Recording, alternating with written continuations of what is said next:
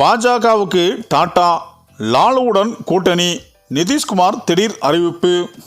அதாவது நிதிஷ்குமார் கட்சியுடன் கூட்டணி அமைக்க லாலு கட்சி மீண்டும் தீவிரம். முதல் மந்திரி வேட்பாளர் குறித்து கலந்து பேசி முடிவெடுக்கப்படும் என அண்மையில் அமித்ஷா பேசியது பரபரப்பை ஏற்படுத்தி உள்ளது. நிதிஷ்குமார் ஏற்கனவே ராஷ்டிரிய ஜனதா தளம் கட்சியுடனான மகாபந்தன் கூட்டணியில் இருந்தார். பீகாரில் முதல் மந்திரி நிதிஷ்குமார் தலைமையிலான ஐக்கிய ஜனதாதளம், பாஜக உள்ளிட்ட கட்சிகள் அடங்கிய கூட்டணியில் ஆட்சியில் உள்ளது. ராஷ்டிரிய ஜனதாதளம் தலைமையிலான கூட்டணி எதிர்க்கட்சியாக உள்ளது. அடுத்த ஆண்டு பீகார் சட்டப்பேரவை தேர்தல் நடைபெற உள்ள நிலையில் முதல் மந்திரி வேட்பாளர் குறித்து கலந்து பேசி முடிவெடுக்கப்படும் என அண்மையில் அமித்ஷா பேசியது பரபரப்பை ஏற்படுத்தி உள்ளது. முதல் மந்திரி நிதிஷ்குமாரை ஓரங்கட்ட பாஜக தலைமை முடிவெடுத்து விட்டதாக தகவல்கள் பரவின. மேலும் பீகார் என்று வரும்போது நிதிஷ்குமாரின் பெயரை மட்டுமே முதல்வராக குறிப்பிட வேண்டும் என்று ஐக்கிய ஜனதாதளத்தின் எக்ஸ் பக்கத்தில் பகிரப்பட்டன.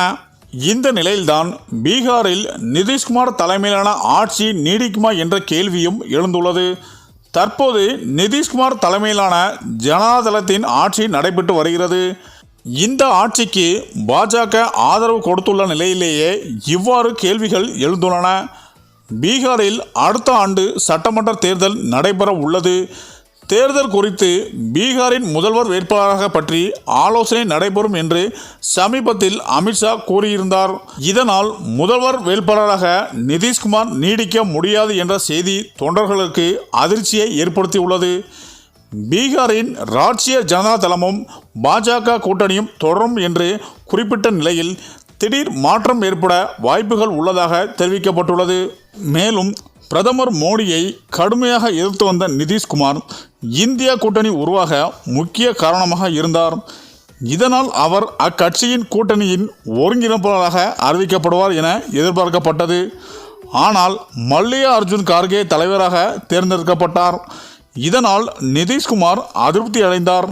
இந்த நிலையில்தான் லாலு பிரசாத் யாதவ் மற்றும் நிதிஷ்குமார் கூட்டணி உருவாகும் வாய்ப்பு இருப்பதாக தற்போது தகவல்கள் வெளியாகியுள்ளன. இதற்கான பேச்சுவார்த்தைகள் திரைமறையில் நடைபெற்று வருவதாக கூறப்படுகிறது. இந்த கூட்டணி அமைந்தால் முதல்வர் வேட்பாளராக நிதிஷ்குமார் பெயர் வெளியிடுவார் என்றும் கூறப்படுகிறது. இதனால் பாஜக கூட்டணியை விட்டு வெளியேறி லாலுவுடன் நிதிஷ்குமார் கூட்டணி வைக்க அதிக வாய்ப்பு இருப்பதாகவும் கருதப்படுகிறது என அரசியல் வட்டாரங்கள் கூறி வருகின்றனர். சரி, இந்த வீடியோ பற்றிய உங்கள் கருத்துக்களை கமெண்ட்ல சொல்லுங்க. மேலும் வீடியோ பிடித்திருந்தால் லைக் பண்ணுங்க, ஷேர் பண்ணுங்க, மறக்காம நம்ம சேனலை சப்ஸ்கிரைப் பண்ணிக்கோங்க. நன்றி.